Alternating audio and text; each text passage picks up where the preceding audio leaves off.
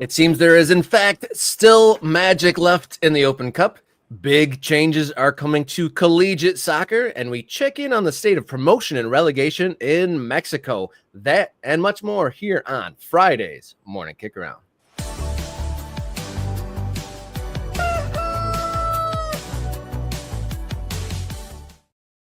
Hello and good morning and welcome to the show. This is Morning Kick Around, where we cover the world's favorite game from the world's favorite country, coming to you live each Monday, Wednesday, and Friday. I'm Robert Kurt, and I'm joined today by professional scout, contributor to the We Are Soccer channel, and my friend in soccer, Mr. Brooks Lambier. Welcome to the show and happy Friday, sir.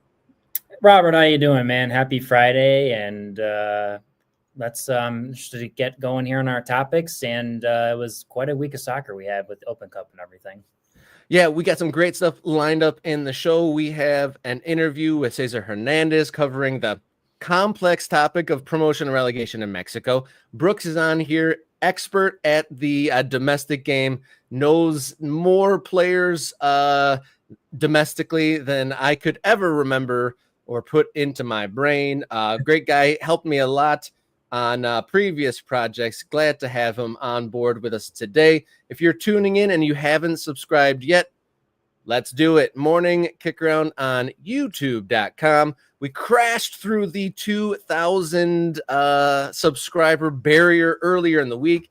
Thank you, everyone, for doing that. Joining the MK Ultras, and we've even started picking up some memberships if you want access to perks, additional content, and more.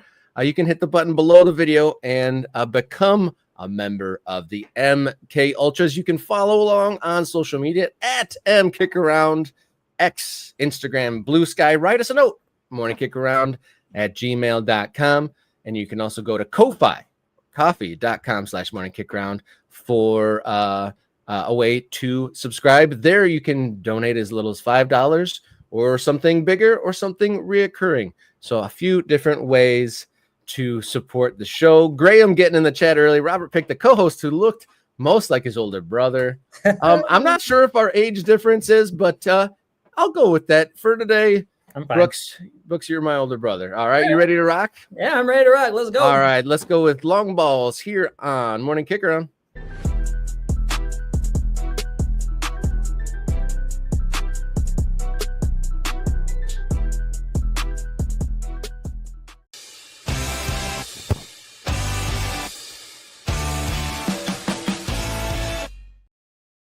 All right, long ball number one here on Friday's edition of Morning Kick Around. I'm Robert, in for Jason. He's Brooks Lambier.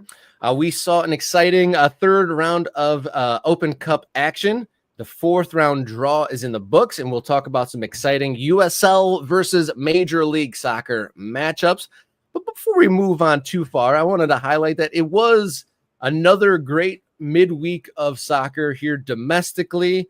I'll go with you. Before we talk about that fourth round draw, what was your top moment from the third round of the Open Cup this week? Well, a lot of them for me, I think, were the lower division teams. You know, Tacoma with the upset against Oakland Roots. A lot of the USL League One teams being extremely competitive against the championship side. So it's nice to see we have some lower division opponents moving on into the fourth round and playing some of the MLS sides and other championship teams. So the big one for me, I'd say the two, as Union Omaha beating San Antonio. I mean, San Antonio is a good side in USL Championship, very tough opponent to beat. And Naples taking Florida rival, you can say, Tampa Bay Rowdies into PKs and just losing on PKs. So those are my two that I note. Yeah, USL League One teams. There was a little bit of, I think the gas and the juice of this round was those new teams. There was palpable excitement. You look at the games, AV, Alta, great crowd out there. Yep. And Naples, wow, that environment, the West Florida derby, Naples versus was it Tampa Bay? That was great stuff. That tiny little bleacher grandstand behind the goal there where they were taking the penalty shootout at the end of the match was, I don't know how many more people they could pack into like the smallest pop-up bleachers, but that was a cool sight. And then here in Detroit, I went out to Keyworth Stadium for Detroit City FC, taking on Westchester. And just like Naples and AV Ulta, Westchester SC was playing their like 6th ever game as a team in general. And there was some palpable excitement there. And for these USL League One teams, there was some very raw enthusiasm. And I was sitting back, and it felt like we were at the beginning of like it definitely felt like this is the groundworks for bigger and more denser American soccer pyramid. Just so much like filling in the holes, and just a new start definitely seemed like it was in the air. I do want to bring up a video. I did run into the owner of Westchester SC at Keyworth just ahead of kickoff. I think you might even be able to hear the kickoff whistle. The owner, Mitch Barukowicz, I ran into him. I saw a gentleman with a Westchester SC scarf on, and I was like, no way, are you a traveling fan for Westchester? I was going to give him huge kudos for coming out for like the 6th ever game for his team, but it was the owner, and we did kind of a walk and talk, a fun interview. But I really wanted to show this just because the kind of the raw enthusiasm of this gentleman, Mr. Barukowicz, to be in Detroit and see his team on the field. If we could pull that up. Morning kick around out of the basement at the game. I've run into Westchester SC owner Mitch Barukowicz. This is about your 6th game on the field. Yeah, it feels like more, but yeah. So, you're out in Detroit for Open Cup. What does this mean to play an established team at the lower league level here? It's amazing. It feels like we're really part of the USL now. We're part of the American soccer pyramid. To see an established team like Detroit, great win last week, by the way, congratulations. We'll play you again this year. Maybe we'll do a better setup, but it means a lot. This is a big, intense game. This is like why we do this. And 6 games in to have a chance to maybe play an MLS team, it's a kind of huge opportunity.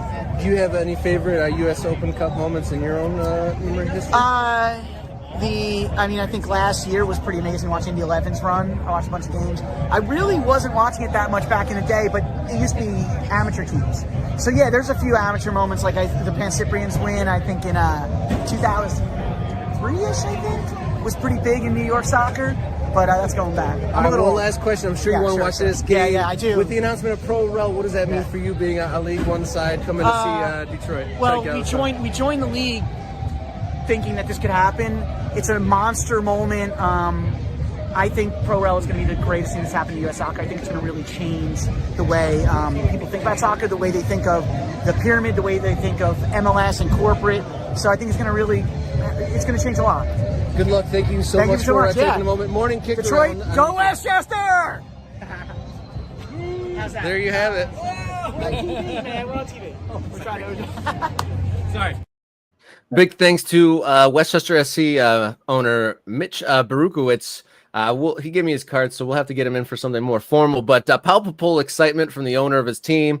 Yes. He's in Open Cup. I mean, obviously the game didn't go their way. It was tight the whole way. I thought that DCFC versus Westchester game was going to go 0-0, but it ended up becoming a 3-1 win for Detroit City FC. So with that, we'll move forward into the round of 32. Select Major League Soccer teams are coming into the fray.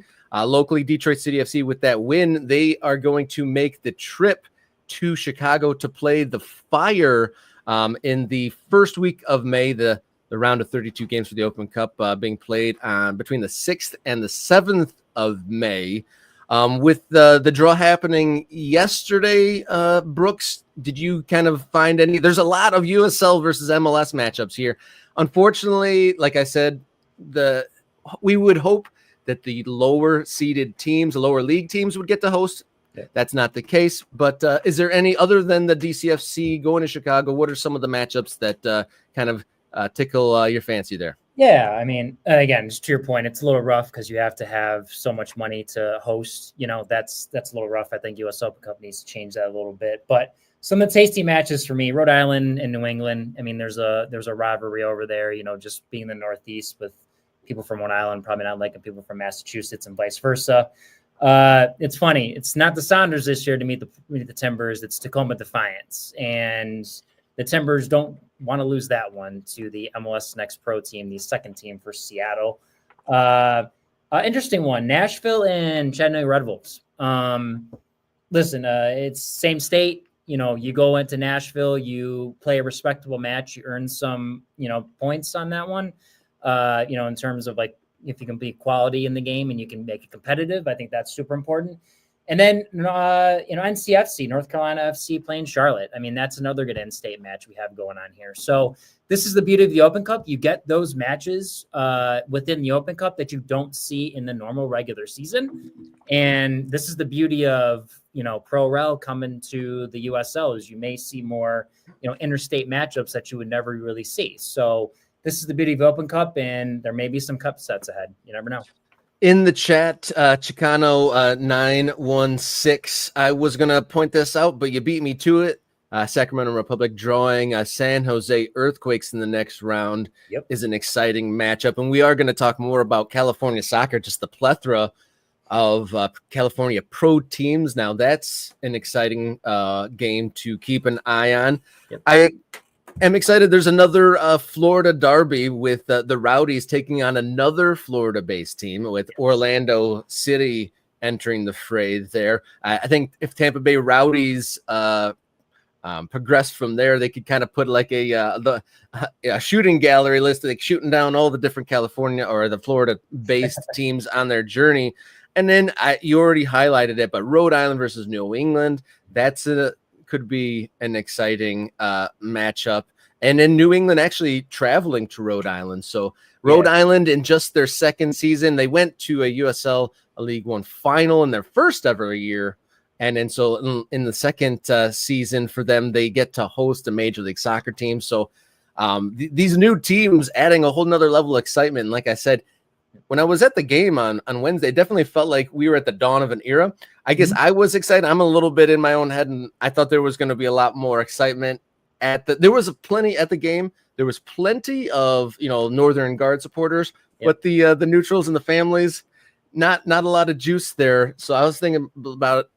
I thought there was going to be a little bit more, but foundational periods here for these emerging teams, and a great opportunity to really lay those foundational moments. I guess that's what I was thinking of. There was a lot of foundational moments for these USL League One teams, these new teams, and Rhode Island taking on New England.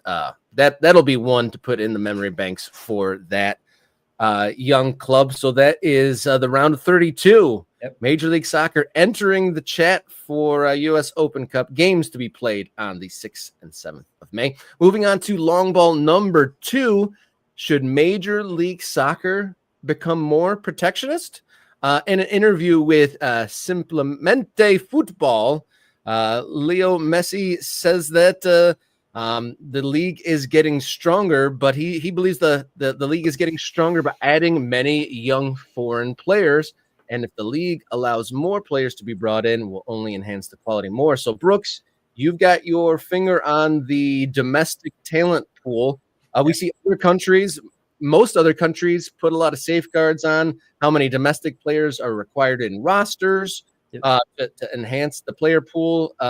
There's plenty of restrictions on rosters in Major League Soccer, but do you think that they could be more protectionist here? I mean, if you look around the world, you have a lot of leagues, let's put aside the EPL because the EPL is going to be the best players from across the world. But you look in the Eredivisie, you look in the Juniper Pro League in Belgium, Australia, the A-League, even La Liga, Serie A, as well. It's very heavily domestic. And they only really have like 5 or 6 international players on a roster. And that's barring if, you can get dual citizenship for those countries. And as we say, we go back to Gold Cup with the Gold Cup coming up, and a lot of the analysts have been talking about it, is that, as an American country with soccer and USL and MLS, we do feed and we do build the other CONCACAF, teams within CONCACAF, the El Salvadors, the Panamas, Mexico, and just it's different. So I don't disagree with Messi. It's a thing where we need to, as a country, we need to be more protective of our own and play our domestic players, whether that's an academy player, whether that's, USL getting more into the college space and not just having some of these college players and such just be fillers and, maybe hopefuls for being on the first team and coming through. We need to focus a lot more on playing our young American players and hopefully selling them overseas. And I get it. We want to make the game beautiful. We want to make it nice. MLS is really trying to get up and be, one of those top, 5-6 leagues in the world, and they're working their way up there. And I know it's taken international players to make the game better. It's the same in the college game. The colleges that have done well in the past need international players to make it better and to play a more attractive style of soccer. But with the growth of the game and how much investment we're putting in these MLS academies and such, we definitely should look at playing more of the domestic players. And some MLS clubs do, but not enough, unfortunately. And then USL needs to dig into that a little more too as they grow. Yeah, Father Time in the chat, a Detroiter, I believe, or at least a DCFC fan, stating USL will be the home of the domestic American player. Definitely, it seems like my early interactions with USL was the Caribbean players seem to have a home in USL. And I know it's been argued many times that MLS is actually enriched CONCACAF more so than the United States. So perhaps at the game that I went to, there was a couple college players that I recognized that have moved up. And then for Portland Hearts of Pine, there was Morse was Hunter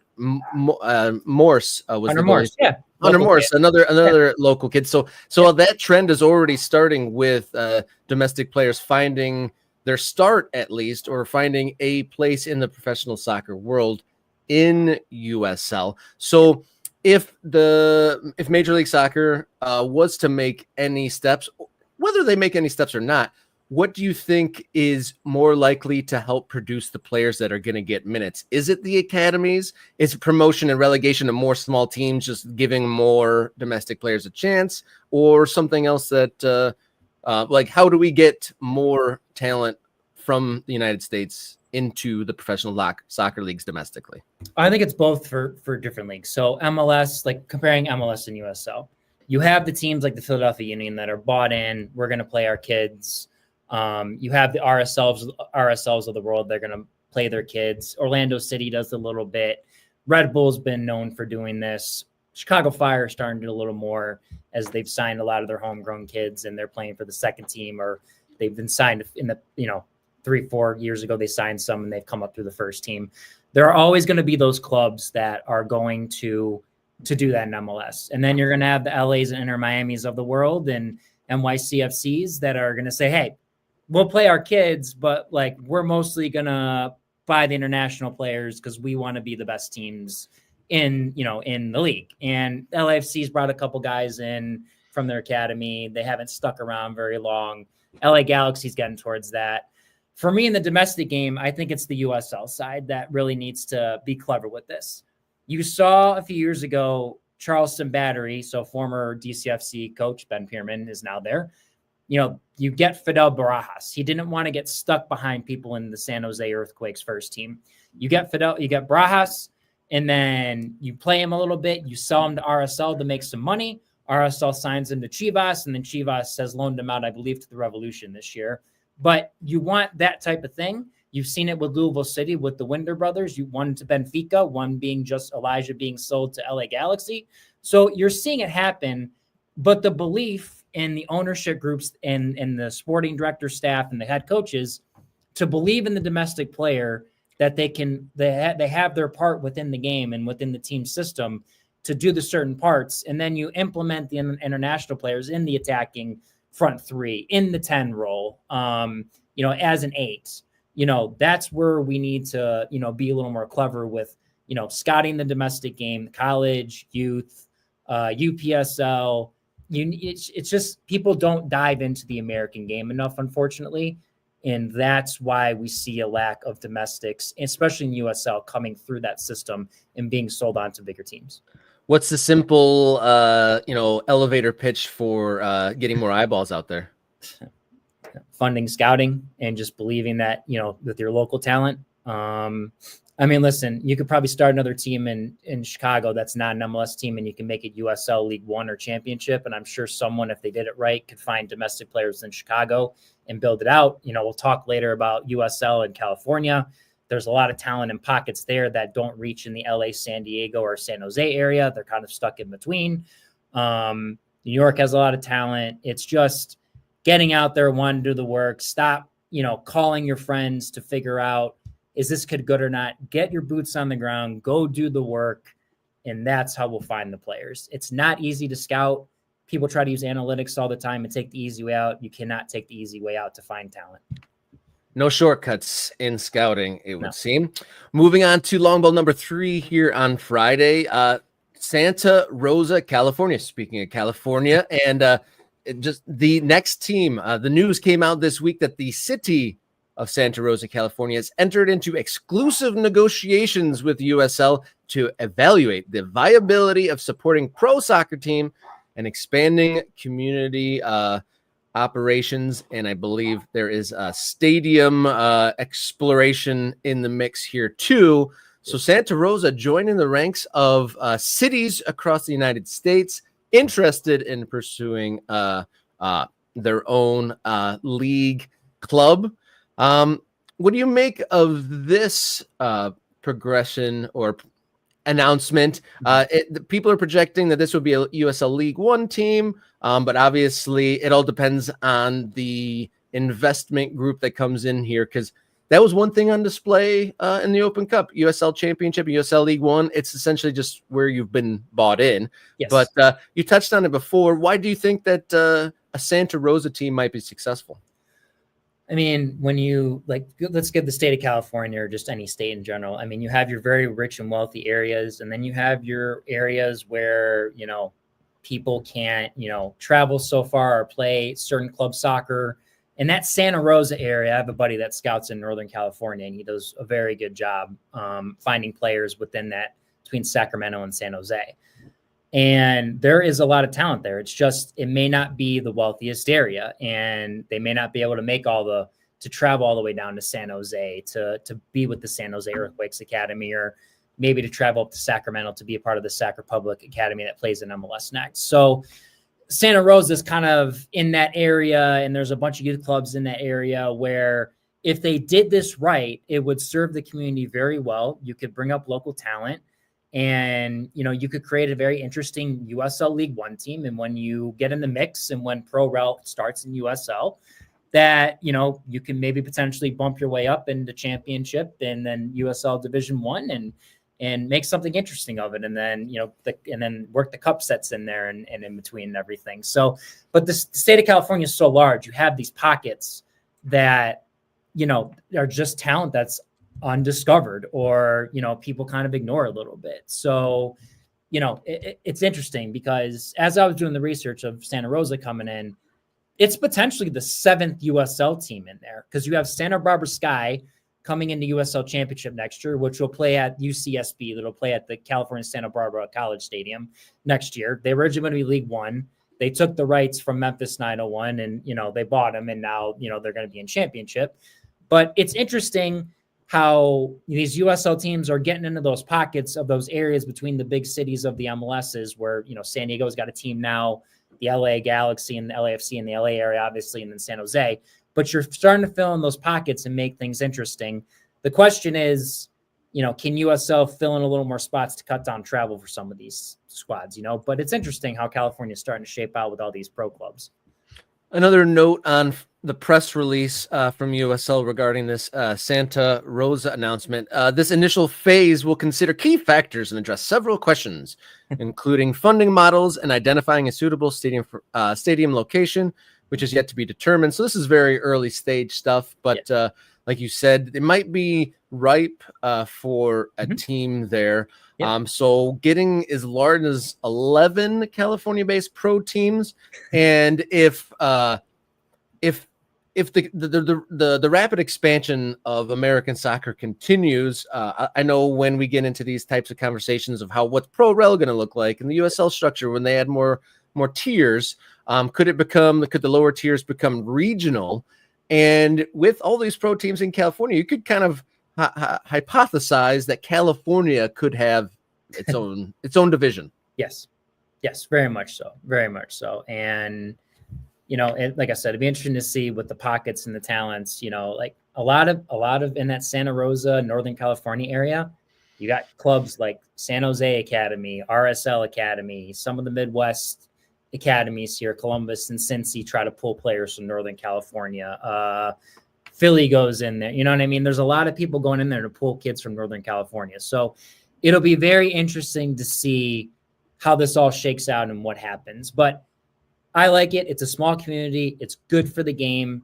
I like how, like we've seen with Wrexham, a soccer team like that in a community can build up, local business and build up the community. And I think it's a great thing they're doing there. So I'm all for it. I like small communities having, pro soccer teams to see, how it works with the community, expands, and makes the community better. So. Yeah, and I don't think that's just like a platitude or a cliche about the soccer teams affecting the community. Like, while I'm not like an expert on Antelope Valley, California, I can't imagine there is a whole lot of dates on the calendar that brings that community together for a singular event like that. Mm-hmm. And different areas across the country where we're seeing, things pop up. FC Naples in Florida, for example, like how many collective things do they have to come together and have shared experiences for? So communities looking to come together. And then, bringing it back to California, I brought up Mike Thomas, subscriber and member of the MK Ultras. So you can get a membership to the channel. Mike, you get one of the perks, you get your comments up on the screen. He talks about Eugene, Boise, Spokane, Santa Rosa, Avialta already having a nice little pocket out west. And he also adds the addition that opens the door for other teams as well. Because, we're talking about travel and that being a burden, obviously, whenever we talk about American soccer and expansion and all that. So, adding more teams in the area will only like create a little bit of momentum. Like, oh, there's already a couple teams here. Maybe if we get into this, we could just play our teams locally. So the expansion of the American club game continues with the announcement of Santa Rosa, California. If you're watching this and you haven't subscribed yet, click the button. Just hit the subscribe button. You'll join the MK Ultras. We crashed through the 2,000 barrier. Let's hit 2,500 rapidly. Let's do that. And then if you want to go a step farther, get a membership, and just for a few smackaroos, you can get access to multiple perks, both bonus content, and you get your comments on the screen regardless. And I'm sure we'll be adding more to those memberships as we build that out. If you want to follow along on social media at MKickaround on X, Instagram, and Blue Sky. You can, I didn't say this at the beginning of the show, you can also find us as a podcast. Search your favorite audio platform for the Morning Kick Around and take us on the go in audio format. And there's also another place to become a member, coffee.com/Morning Kick Around. All right, our next segment will feature everyone's favorite Jason Davis interviewing Mexican soccer journalist Cesar Hernandez, and their tenuous promotion and relegation situation in Mexico. They suspended it around COVID. They said it was temporary, but we'll see if just how temporary that is. So we're going to come right back with Jason and Cesar Hernandez in today's big question here on Morning Kick Around.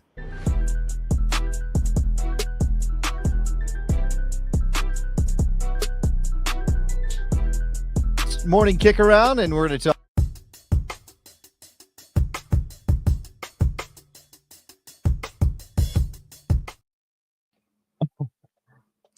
Jason Davis on Morning Kick Around, and we're going to talk to Cesar Hernandez about Mexican Pro Rel with this news that USL is going to bring promotion and relegation to America. Well, they say plan to. Thought, why not get a little background on what's going on with Mexican football. Cesar, how are you? Welcome to the show. Doing well. Excited to be on the show. Excited to chat.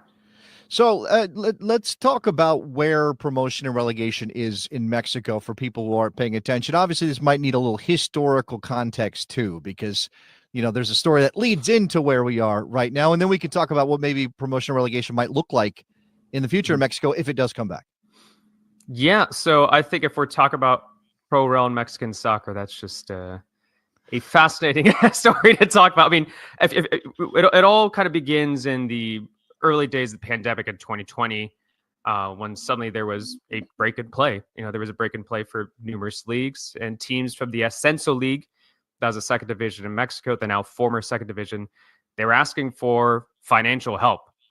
This is a second division that was really struggling at this point.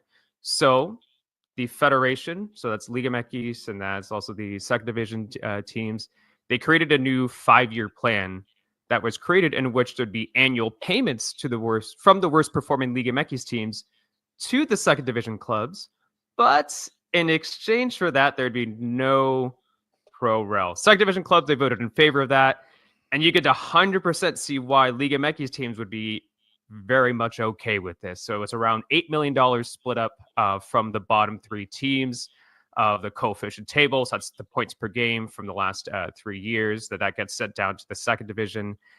And now we're at a point where we've reached the 5-year mark, and there are rumors and reports that it might return. But yeah, it's a really fascinating conversation, because I chatted with a couple of higher ups from second division teams last year, and they've told me no, it's like what the league has said, pro rel isn't over. You just need to meet the new minimum, which is 4 teams being eligible for promotion in order for pro rel to return. Jason, I could go into so many different threads about this, so let me know where you want. Well, let me pick apart just from what my sort of remedial knowledge. Let me kind of pick this apart for people who maybe are catching up. So there was promotion and relegation in Mexican football. Correct. But as you described it, it was not simply the top 3 teams from the Ascenso went up to the top division, and the bottom 3 teams from Liga MX, or what it used to be called, went down, right? It was this sort of it was a mathematical equation. Obviously, we have Apertura Clausura in Mexico too, so it was a mathematical equation. Give us a little sense of how that worked when it did work. So I would like to say that it was almost a safety net of sorts for the biggest teams in Mexico, because what I mean by that is you would translate to the coefficient table in English. So it was basically, let's say if pro rel was still happening right now in Liga MX, what you would look at is not just the results from this year, but the results from the last 3 years. Now, when looking at the numbers, just to be clear, is that three years or 3 tournaments? Because again, with the split season, it kind of gets 6 seasons. 6 seasons, 3 years, 3 Aperturas, 3 Clausuras in that time frame. Yes. Okay. Exactly. So the team that was at the bottom of that coefficient table, they would get relegated, and then you would have the best team from the second division then get promoted. Yeah. One team. And now what makes it very difficult. Let's say you have a second division team, or you did have a second division team, because remember, pro rel now looks different now. If you got promoted and you're now looking at this coefficient table and you're realizing, oh, I only have 1 season's worth of games. And then you look at, let's say, at Chivas or America, they could have a bad season or 2 and they would still be okay because of the larger coefficient table. So that's how it used to work out. That is now out the window, and we'll see if it returns going forward, and how that even looks like going forward. Okay, so another part of this I think that is fascinating, and what I recall from around the time you're talking about with COVID and financial strain on lower division clubs, and we probably would be remiss if we didn't mention multi-club ownership as part of Mexican football too. But yes, let's get to how many clubs in the second division were sort of prepared to go up, or I guess, again, sort of the financial reality of second division football in Mexico. Because, one of the questions here for fans of American soccer is, if you did install Pro Rel, would teams really meet the requirements to go up? And now we could have a whole discussion of whether requirements are correct or should exist and those kind of things. But I'm curious about that part of it for Mexican football. What kind of requirements are on second division teams when they came up, and were there ever any problems of sort of meeting the requirements that you would need to in order to be a top division team in Mexico? Oh, 100%. That's happened in the past. I mean, right before the cancellation of the rest of the 2020 season in the second division, and before they changed all the new format, no second division teams were deemed as being, well, I don't think it was officially official. I think it was just reports that no teams were eligible. So eligibility, that means reaching certification, means stadium requirements, means financial infrastructure, ownership. How they actually look into that, who that looks into that, I'm not entirely sure. I think I talked to one second division owner last year who's talked about these requirements, and they said that it's fairly ambiguous, at least according to them. So because of that, you'd have maybe 1 to 2 to 3 teams that would reach those requirements or eligibility to be promoted into Liga MX. Right now, in each year, teams can put themselves to be certified to be eligible for promotion to Liga MX.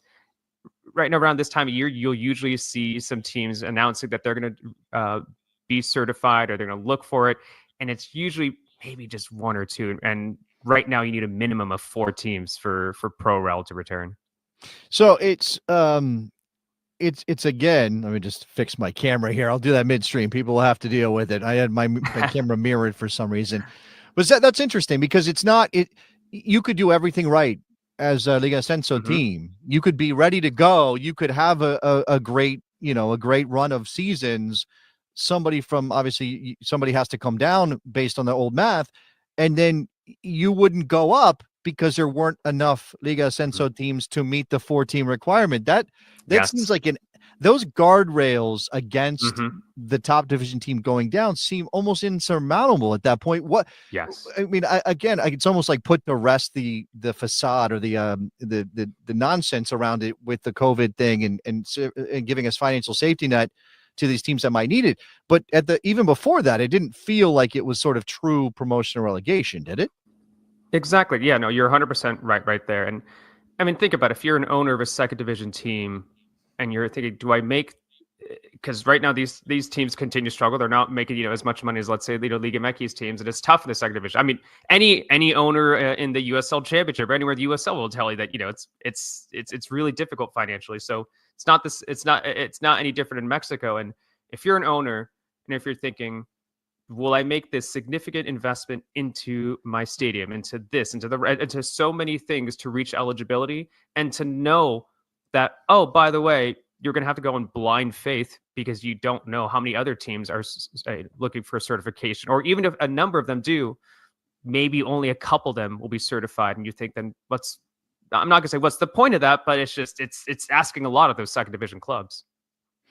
So let's take a look at some of the history and also multi-club ownership. I would like to bring that into the conversation too, because we obviously have a public example of how that's affected Mexican football with the news that FIFA had kicked out Club Leon from the FIFA Club World Cup. And I know we're still on, as you and I speak, there's still a challenge to that decision.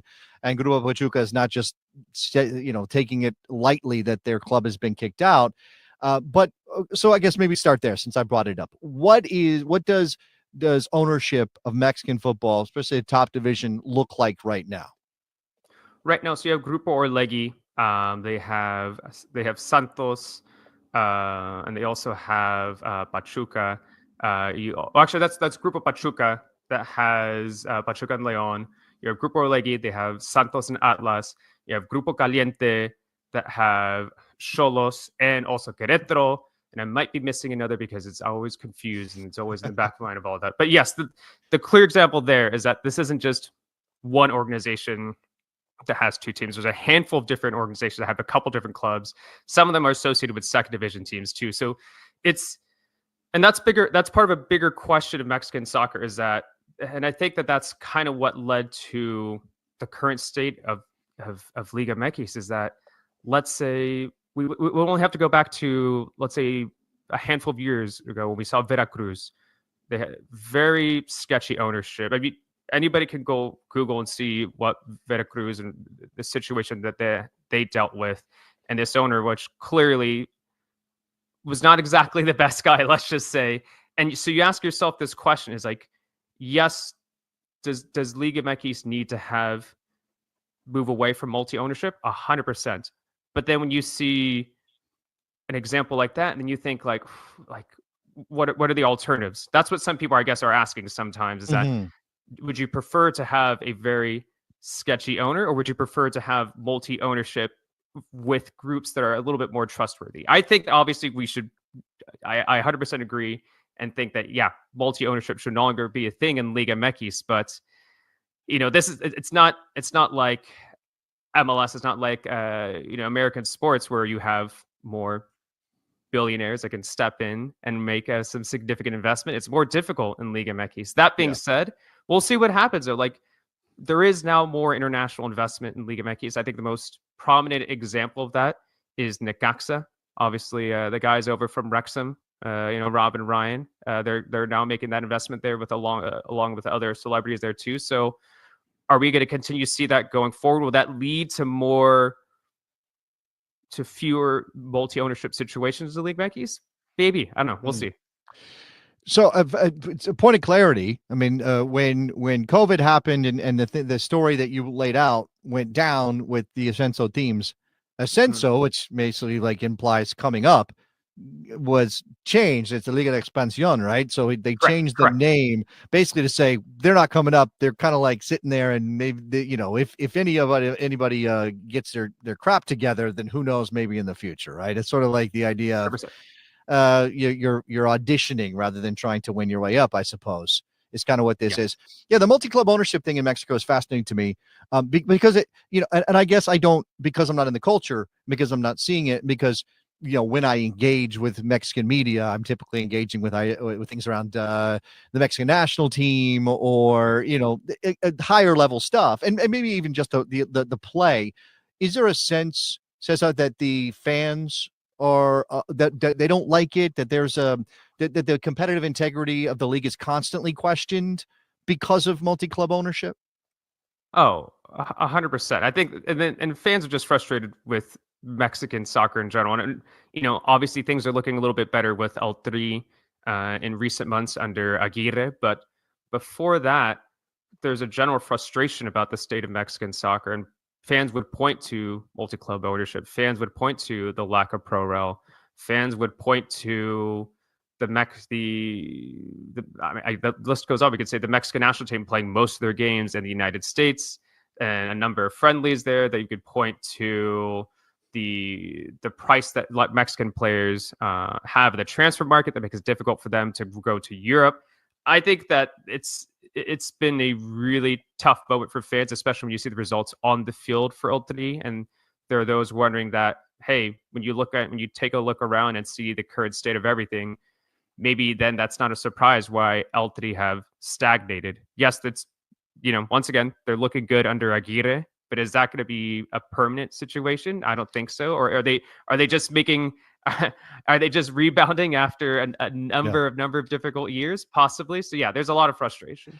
Well, there's also, to kind of expand on that, my sense is that, and you can tell me if I'm wrong, my sense is that traditionally Mexican football has been very protectionist, right? It's been very kind of closed off.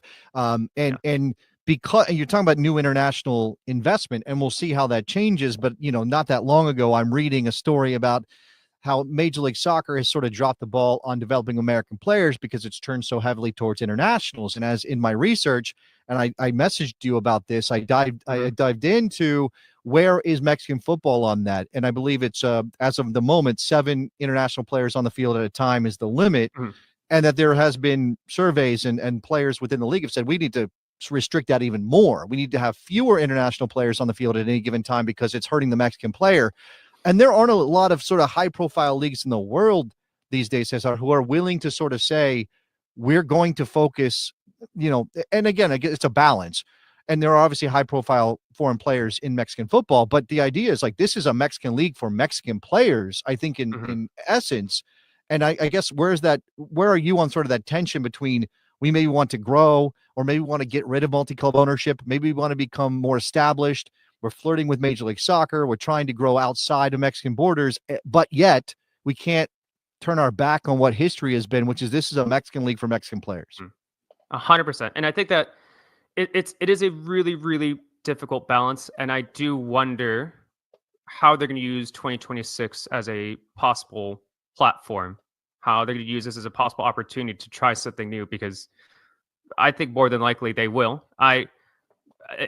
There's also no, it's like a fairly open secret too that the league wants to eventually expand to 20 clubs. So if we're bringing this back to Pro Rel, are we going to have a situation? Because right now, what was really interesting is that the president Morelia, the second division team in Mexico, he recently stated that we're now at the 5-year mark of this deal, and Pro Rel is going to return in the summer of 2026 after the World Cup.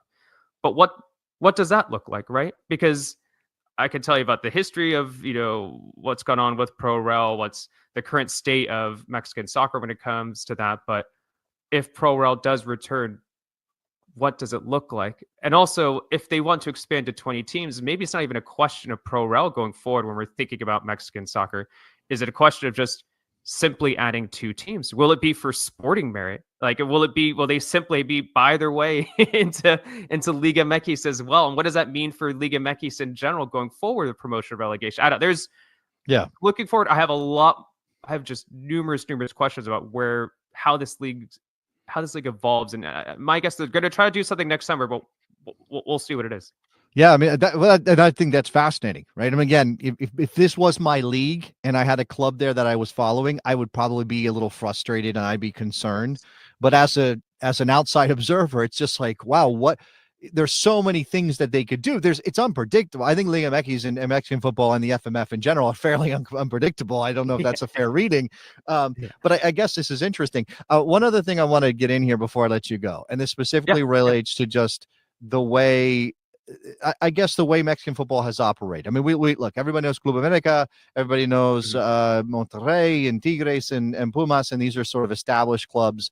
And now we know they're sort of locked into the top division until Pro Rel comes back. It's interesting you mentioned Morelia, because I forgot. Morelia was they were a top division team not that long ago, if I'm remembering correctly. Okay, so, but is there a story? This is me going into my memory here, Cesar. So if I get it wrong, but I seem to remember there being a club that maybe folded or something, and there was a purchase of another club in order to grab the rights to restart a new club in a town that had been first.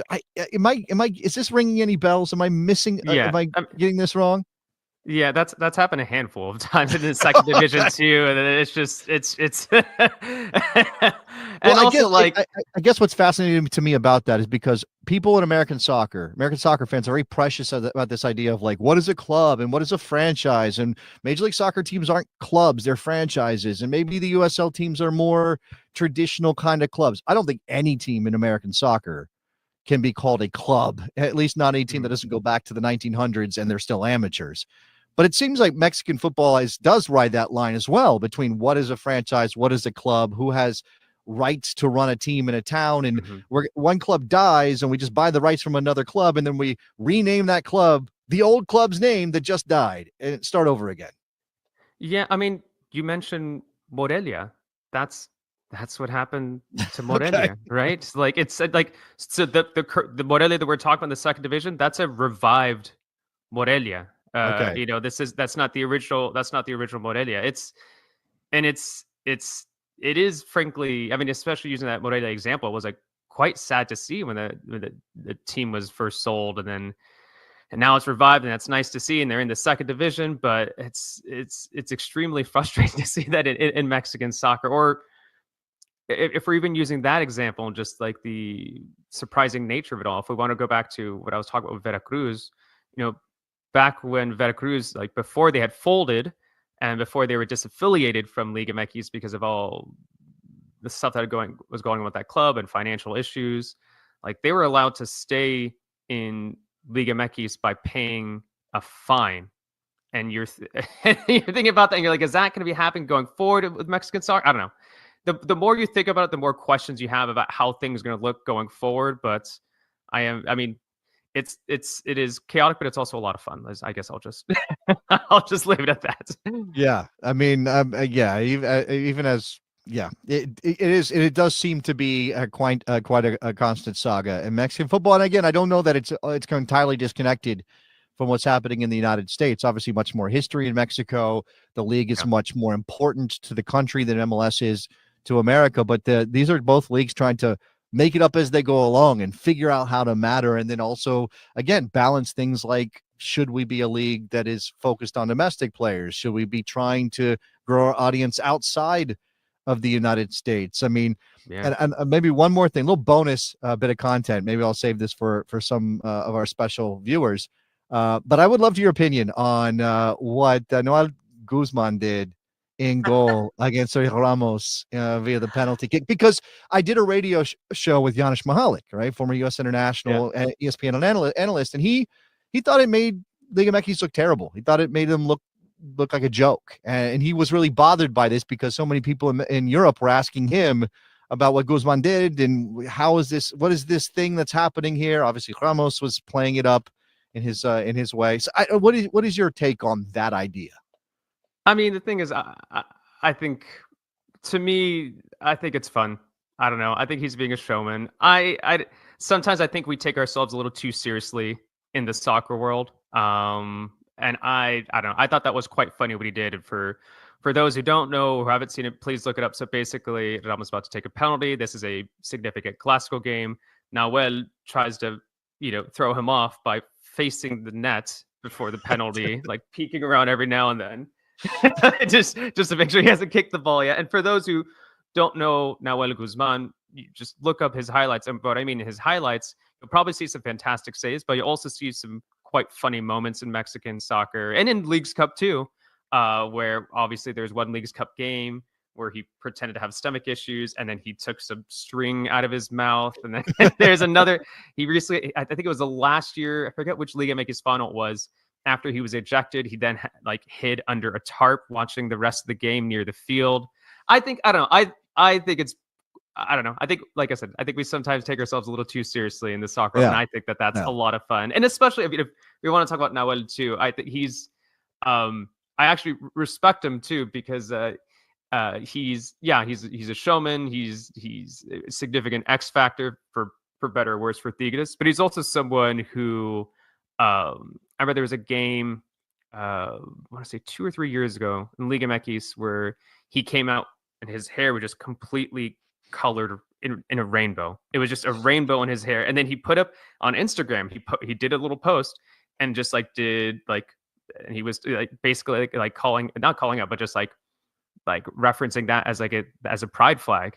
And it's to do that in Mexican soccer, like that's and I'm not gonna lie, as someone who follows a lot of Mexican soccer, there's obviously a lot of machismo and there's obviously some issues with homophobia, but for a goalkeeper to do that and not just be like, oh yeah, I'm an ally, but to color his hair that way and reference it on social media, I don't know. After that, I got a lot of respect for Nahuel after that. No, I agree with you. I'm for the showmanship. I think you're right. We take ourselves entirely too seriously, get real precious about how we look, especially the Europeans are looking down on us. Enough already. We can do our own thing, American, Mexican, whatever. And I didn't know about the pride flag hair dye job, but for Guzman to do that too, as not just in Mexican football, but as an Argentinian as well. I mean, that's a little extra level to it. That's great. Cesar Hernandez joining us here on Morning Kick Around, giving us great insight on Pro Rel in Mexico and more. Thank you very much, Cesar. I appreciate it. Of course. Thanks so much, Jason. Big thanks to Jason Davis and Cesar Hernandez. Jason bringing the good stuff even when he's not here in the studio to help us bring quality content like this. Subscribe to the channel and become a member. Morning Kick Around on youtube.com. Crash through the 2,000 subscriber mark, going to 2,500, and sky's the limit from here. But everything gets better with more subscribers. You help us along the way. You can become a member, and the conversation gets richer with all the comments, and keep them coming in here. Great conversation in the chat. Once again today, you can follow along on social media at mkickaround on X, Instagram, Blue Sky. Write us an email, morningkickaround@gmail.com, and you can find us as a podcast on your favorite audio platform. Just look up Morning Kick Around, and you can get us as a podcast. We got one more segment of the week coming up. We are going to get to the hot topic of the big changes coming to college soccer here on Morning Kick Around.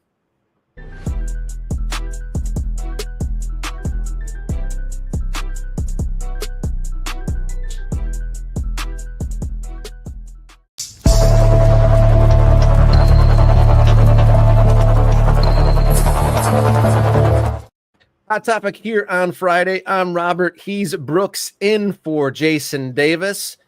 And we're going to talk about college soccer, American collegiate sports in a huge time of upheaval and extreme change. And the soccer landscape is no different, but in slightly different ways, as a goal to alleviate match compression of a cramped 12-week fall NCAA season.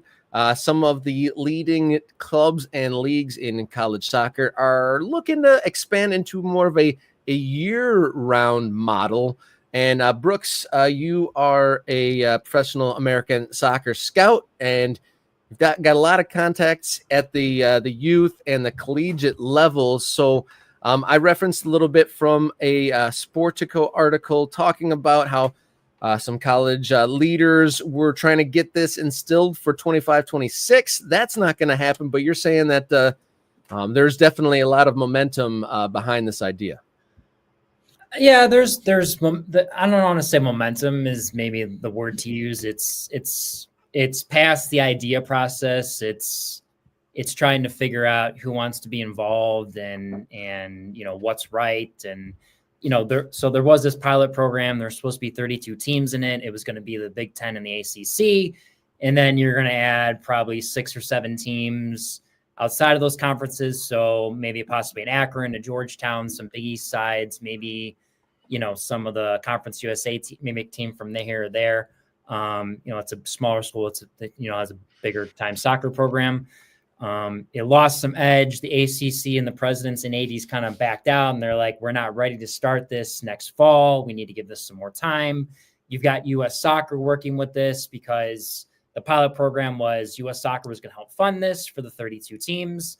They were going to play, I believe, the College Cup, the Final Four at the new U.S. Soccer training complex in Atlanta. Like that was the vision to do this. It's a little bit of a mess. There's a few people spearheading the idea, and they're not including the smaller colleges, which they're not very happy with the smaller programs. Everyone wants to be involved. And the thing is, how do you figure this out? There's 212 men's soccer programs. In reality, if they switch 2 semesters, are all 212 going to be able to go? Probably not. You're going to either bump down a division. Schools may be starting to get rid of their athletic programs. We've seen, St. Francis University in the Northeast, they've moved from D1 to D3. You had a Division II program called Art U out in California, which is a liberal arts school. They totally abolished all of their athletic programs. So as football and basketball drive this conversation, you're going to see a lot of things probably this summertime happen with teams moving up and down and whatnot. And then, college soccer is just trying to figure out where do we fit in this equation of the pyramid within soccer in American soccer in here. If you really look at it, the big time programs and even some of the mid-major programs probably have better training facilities and pitches than most USL clubs. If we really want to be upfront with it. And if you look at the MLS Next Pro side of it, not a lot of, and from what I've heard through the grapevine, not all MLS clubs want to have a second team. They're forced to have it. There's 3 currently that don't have a second team. That would be San Diego, DC United, and Montreal. The Canadian programs, the MLS squads, Vancouver, Toronto, and Montreal, did actually go to the league and say, hey, the travel costs are killing us. Can we be a part of the CPL? Because you got it with the visas and going over the border and everything. So there's this movement of where does college soccer fit? And college soccer could be that U23 league where, maybe you're the Columbus Crew and you work with Ohio State and Dayton and you send your players there. And, there's a development side there where you're playing the 2 semesters and, and there's always going to be the programs like Union and Galaxy and whatnot that will have their second teams. But I think at the end of the day, it's going to be interesting to see how this all intertwines and whatnot, because there are good college coaches. You have former pro players like Brian Mason off Ohio State, Kyle Beckerman at Utah Valley that, like the college space. They like working with those players. And, Todd Yeagley at IU does, Russell Payne at Northwestern, here Shaka Daly and Damon Rensing at Michigan and Michigan State. So college soccer is part of the development pathway. It is a good, safe space for players that aren't ready to make the pro jump and want to continue with education. The question is, how's intertwined and how does U.S. soccer help? And then with the NIL stuff as well that's happening with basketball and football and the athletic departments, how do they see soccer fitting in and, do people spin off and whatnot? So it's a very confusing time right now. And could it happen in 2 semesters? I think it could, but it could also pivot the other direction and say we give up because the presidents and ADs don't want to deal with this anymore. Like, we're not concerned. We're only concerned about football and the money-making sports. So it's interesting. One of the notable things about the change here is, obviously there's been background of college soccer wanting to change from this 12-week for multiple decades, from what I understand. Yes. But this is the first time, or the first public acknowledgement that U.S. soccer wants to get involved. And in part of this press release, they state that they're committed to supporting the long-term sustainability of the men's and women's college soccer. So there is a federation involvement here. And but I wanted to think that with promotion and relegation, in the works, and maybe there being an avenue for talent, maybe going to lower leagues teams rather than college, but the foundation of the American soccer, production line, or, talent line is, youth soccer gets encouraged to go to travel teams. Travel teams are encouraged to go to college. Yep. And in Seoul, a lot of the time when college players, those are the most developed, other than the academy players, which, there's a little bit of crossover there. But then most of the time, college players, where do they go from there? If they've gone all 4 years, they're a little bit too old to start their pro career.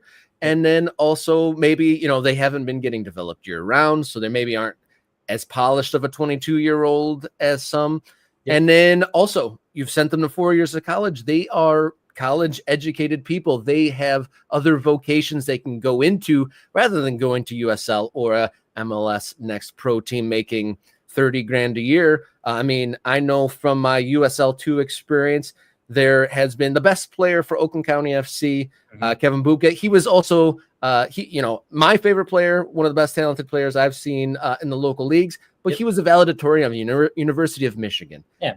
So joining a team for, 5 figures isn't necessarily as appealing. So all that development possibly is going away. And there's a lot of players are lost to that. Right. So any sort of a change to kind of integrate college within it. Cause like you said, there's infrastructure already. There's already a community attachments to these. I feel like I've often wondered, being in the summer soccer world, what would it take for college to just create their own summer leagues if the rules and everything were adjusted for that to happen? Why not? Because they already have way more than the summer leagues that are just starting from scratch for the most part. They already have facilities and all this background stuff.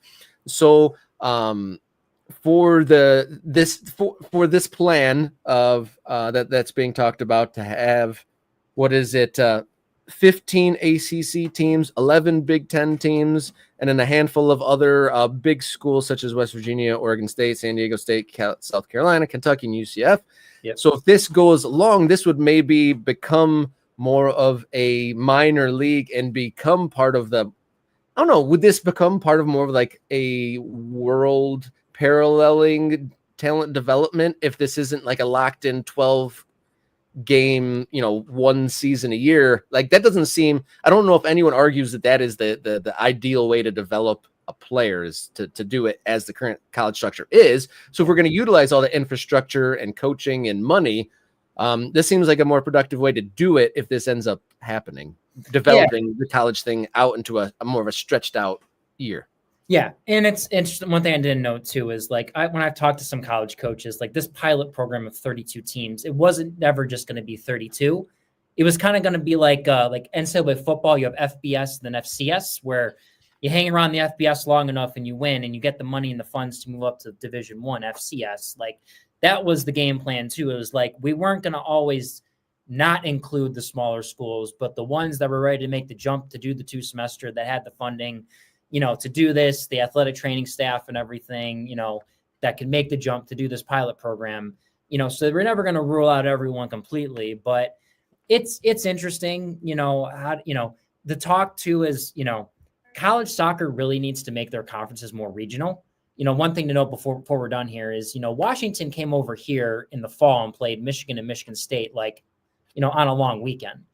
And with that, like Washington, they flew in Thursday night, played Friday, slept all day Friday, played Friday night against Michigan State, stayed in a hotel, played in Ann Arbor on Monday.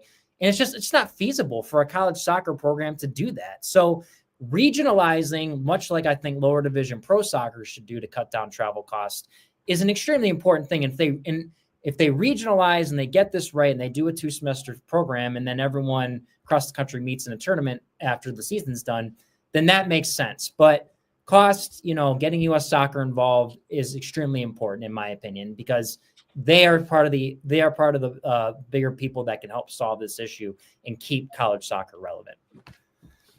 Thank you, Brooks, for joining us today. I'm really excited to see where this goes, because it would be such a waste to let all of this infrastructure and investment and effort really from the youth ranks on up and then utilize what is already here in American soccer. It'd be great to see that utilized to the most. Big thanks, Luke Zagorski, Big Z, getting in on the MK Ultra memberships. Took the words right out of my mouth. I was going to tell everyone to subscribe to the channel, but you can also become a member now. Thank you to the handful of new members as we start this new era of the channel. Thank you so much to Luke, Mike, and the others who have taken the leap to support this program. Thank you to Cesar Hernandez for joining. Thank you to Mitch Berukowitz from Westchester SC for giving me a couple minutes at the game this week. We played that earlier in the show. You can also find us as a podcast. Look on your favorite audio platform. Look up Morning Kickaround to get us in your earbuds as a podcast. You can follow along on social media at mkickaround, X, Instagram, and Blue Sky. Thank you, Brooks Lambier, for joining us, pro soccer scout with the Soccer Syndicate, and also key contributor to We Are Soccer YouTube channel. You're in the studio now. Tell the MK Ultras where they can find your content. Yeah, so we're on YouTube. We have a Facebook group, private and public. We are Soccer Network, and we have a private Facebook group. We have X. We do the TikTok and Twitch and whatnot. But yeah, every Sunday night we have a show. Craig and I have been doing Wednesday nights as well. We cut up content. We do interviews. We just had one with El Farolitos head coach Santiago Lopez. So that's an interesting one, how the club started and whatnot. So we interview, the domestic soccer people that are influential in the game around the country. So we're on the YouTube. If you guys want to come over and watch, be more than welcome to with Craig, Nate, and I, and Danny Price as well. So, but Robert, thank you for having me on, man. I love watching the show you and Jason do, and you're doing a great job for American soccer, both of you guys. All right. Thank you, Brooks. I appreciate you coming on. Jason should be back next week. Thank you to producer Jenny for pushing the buttons for us. Thank you so much for that. Thank you for listeners. Thank you, members, and plenty of soccer before we join you again on Monday morning. So until then, everybody, please enjoy your soccer.